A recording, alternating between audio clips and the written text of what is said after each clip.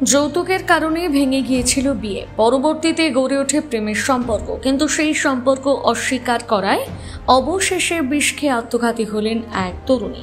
Police সূত্রে জানা গিয়েছে মৃতের নাম মল্লিকা মণ্ডল। তিনি বংশীহারি থানার করখা এলাকার বাসিন্দা। পরিবার সূত্রে খবর, প্রায় 3 মাস আগে হরিরামপুর থানার বাসিন্দা তুলেশ দেব শর্মা নামে এক যুবক মল্লিকাকে দেখতে আসে। উভয় পক্ষের পছন্দ হলেও 1.5 লক্ষ টাকা নগদ ও 2.5 ভরি সোনা যৌতুকের দাবি করায় বিয়েটি ভেঙে যায়। যদিও এরপর সোশ্যাল মিডিয়ার মাধ্যমে দুজনের মধ্যে যোগাযোগ শুরু হয় এবং ধীরে ধীরে প্রেমের সম্পর্ক গড়ে ওঠে।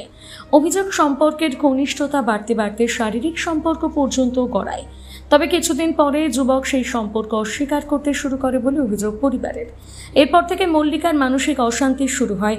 পরিবারের দাবি, সেই অশান্তির জেরে 26শে জুলাই জমির কীটনাশক খেয়ে আত্মহত্যার চেষ্টা করে মল্লিকা। গুরুতর অবস্থায় তাকে গঙ্গারামপুর সুপার স্পেশালিটি হাসপাতালে ভর্তি করা হয়। চিকিৎসাধীন অবস্থায় মঙ্গলবার সকালে তার মৃত্যু হয়। গঙ্গারামপুর থানার পুলিশ দেহ উদ্ধার করে বালুরঘাট জেলা হাসপাতালে ময়নাতদন্তের জন্য পাঠায়। এই বিষয়ে মৃতের এক আত্মীয় জানিয়েছেন, দিদিকে দেখতে আসছিল, ঠিক আছে, আজ থেকে মোটামুটি 3 মাস আগে দেখতে আসে, মানে ডিমেন্টের জন্যে আর কি বিয়েটা ঠিক হয়নি। ঠিক আছে, মানে ছেলের বাড়ি থেকে ডিমেন্টের জন্য বিয়েটা মানে নেয়নি।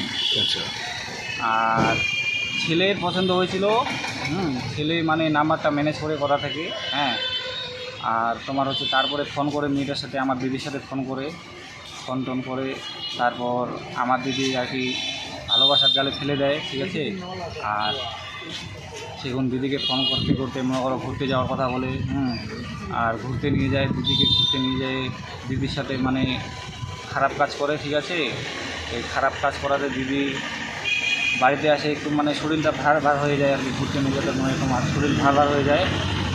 তারপর আমার আর কি মা আর কি, ঠিক আছে, বলছে যে দিদিকে বলছে যে কী হয়েছে, দিদি কিছু বলে না। 2-3 দিন ওইভাবে কাটে যায়। তো হঠাৎ করে দিদি একদিন মানে তোমার 25শে জুলাই আর কি, ঠিক আছে, রাত 1টার দিক বিষ খায়। বিষ খাওয়াতে সেগুলো আমরা সকালবেলা জানতে পারি যে দিদি এইভাবে বিষ খাইছে। ঠিক আছে, তো দিদিকে বলা হয় যে তুমি কেন খালে বিষ, তেন তোমার হচ্ছে দিদি কিছু বলে না। ঠিক আছে, ওই মুহূর্তে কিছু বলে না। মোটামুটি ধরো যে তোমার 5 দিন পর বললে যে এই ব্যাপার দিদি, ওই যে আমার এই ছেলেটা ঘোরাতে নিয়ে গেছিলো, ঘোরাতে নিয়ে যাই আমার সাথে খারাপ কাজ করছে। তারপর ফোন করে সেগুলো আমাকে বলে যে আমি আর তোকে বিয়ে করবো না। ঠিক আছে, হ্যাঁ, আর ফোন তুলে না, আজে বাজে কথা বলে, সেই জন্য আমার দিদি বিষ খাইছে। গঙ্গারামপুর থেকে বিশেষ প্রতিবেদন, নিউজ টুডে।